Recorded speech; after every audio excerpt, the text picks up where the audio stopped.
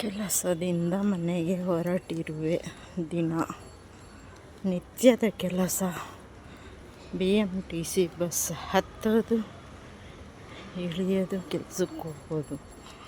30 ವರ್ಷದಿಂದ ನನ್ನದು ಕಾಯಕವೇ ಕೈಲಾಸ ಆಗಿದೆ. ಮತ್ತು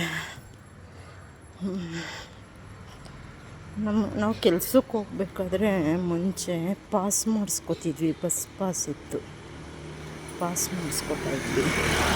ಕೆಲವರು ಹೇಳ್ತಾರೆ ಬಸ್ಸು ಫ್ರೀ ಇದೆ ಅಂತ, BMTC KSRT ಬಸ್ಸಲ್ಲಿ ಓಡಾಡ್ತಾರೆ ಅಂತ.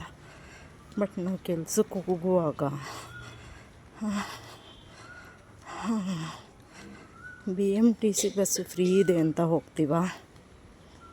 ಬಸ್ ಫ್ರೀ ಮಾಡಿರೋದು ಸರ್ಕಾರದವರು, ನಾವಲ್ಲ. ಫ್ರೀ ಇಲ್ಲದೆ ಇದ್ದಾಗ ನಾವು ಪಾಸ್ ಮಾಡಿಸ್ಕೊಂಡೇ ಓಡಾಡ್ತಾ ಇದ್ದದ್ದು. ನಂಗೆ ಕೆಲಸ ಮಾಡೋರಿಗೆ ಅನಿವಾರ್ಯ ಬಸ್ಸಲ್ಲಿ ಓಡಾಡೋದು.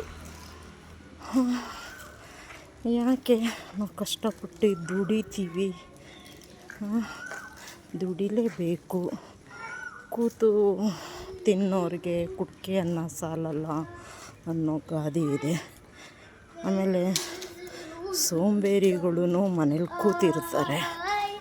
ಎಲ್ರಿಗೂ ಹೇಳ್ತಾ ಇಲ್ಲ, ಕೆಲವೇ ಮಂದಿಗಳಿಗೆ ಹೇಳ್ತಾ ಇರೋದು.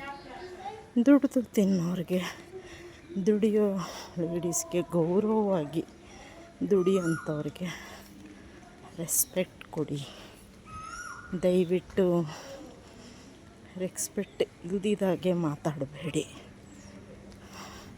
ನಾವು ಸಾಕಾಗಿ ಮನೆಗೆ ಹೋಗ್ತೀವಿ, ಸ್ವಲ್ಪ ರೆಸ್ಟ್ ಬೇಕಾಗುತ್ತೆ ಅಂತ. ಕೆಲಸ ಕೂಡ, ಮನೆಯ ಕೆಲಸ ಕೂಡ ಮಾಡಬೇಕು, ಆಯಿತಾ? ಬೆಳಗ್ಗೆ ಬೇಗ ಎದ್ದೇಳಬೇಕು, ನಮ್ಮ ಕೆಲಸಗಳನ್ನ ಮಾಡಬೇಕು, ಮತ್ತು ಆಫೀಸ್ಗೆ ಹೋಗಬೇಕು, ಮತ್ತು ಸಾಯಂಕಾಲ ಬರಬೇಕು, ಮತ್ತು ಮನೆ ಕೆಲಸ ಮಾಡಬೇಕು. ಇದು ದಿನನಿತ್ಯದ ಕೆಲಸ ನಮ್ಮದು, ಆಯಿತಾ?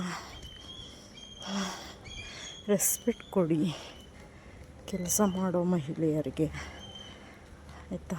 ದುಡಿದು ತಿಂತಾಯಿದ್ದೀವಿ, ಕಷ್ಟಪಟ್ಟು ಗೌರವದಿಂದ ದುಡಿತಿದ್ದೀವಿ, ಆಯಿತಾ? ಯಾರ ಹತ್ರನೂ ಏನು ನಾವು ಕೈ ಚಾಚಿ ಬೇಡಿ ತಿಂತಾ ಇಲ್ಲ, ಗೊತ್ತಾಯ್ತಾ? ರೆಸ್ಪೆಕ್ಟ್ ಕೊಡಿ. ನಾನು ಇಷ್ಟೇ ಕೇಳೋದು.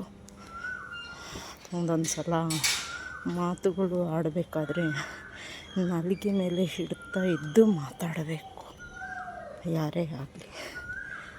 ಹೆಂಗಸರಿಗೆ ಸರಿಯಾಗಿ ನಾಲಿಗೆ ಮೇಲೆ ಇಟ್ಕೊಂಡು ಮಾತಾಡಿ ಅಂತ ದಯವಿಟ್ಟು ಕಳಕಳಿಯಿಂದ ಕೈ ಮುಗಿದು ಬೇಡಿಕೊಳ್ಳುತ್ತೇನೆ. ಧನ್ಯವಾದಗಳು.